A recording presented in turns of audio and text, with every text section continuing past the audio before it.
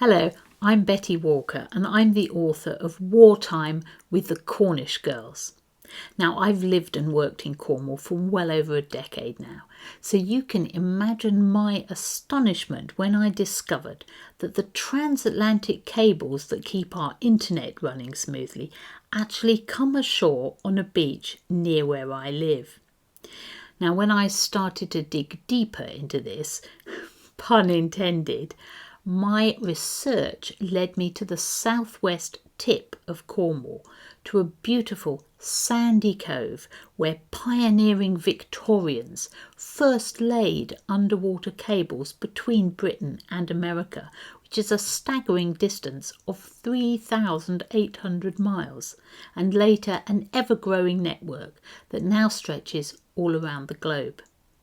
Now, these days we fire super-fast laser signals down fibre optic cables, but in the early days, and indeed right up until 1956, most of those cables used Morse code to transmit their messages until they were updated to carry transatlantic telephone calls and much later the internet. Intrigued by this, I went to visit the Telegraph Museum at Porthcurno, which is where messages were originally received and decoded.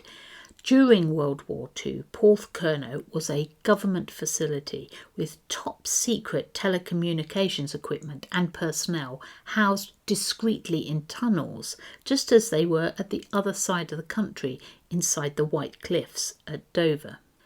I was struck by just how vital this remote coastal outpost was to the war effort. Its messages probably saved thousands of lives.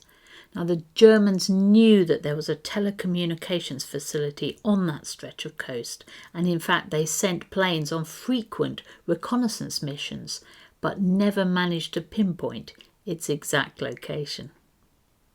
Now, the Cornish locals were a bit suspicious about all the tunnelling that was going on, but they were told that staff at Eastern House, which is where transatlantic messages were being handled, were digging a shortcut to the local pub. Whether anyone ever believed such a far-fetched tale, I don't know. But I suppose in those days, careless talk cost lives. I visited PK Porthcurno Museum on a sunny spring day in 2019 and was entranced by old photographs of camouflaged buildings and fortified beaches, along with specialist equipment for sending and receiving coded messages all around the world. This was when an idea for a World War II saga began to take shape in my mind. Having grown up with my mum's tales of a childhood spent dodging bombs in the Blitz before eventually being evacuated to the countryside, it wasn't hard to come up with my cast of characters. Violet is a hard-bitten East Ender who takes her orphan nieces to Cornwall to escape the war. And then there's my lively chorus girl Eva, nearly killed in a bomb blast, who heads west to join her army father.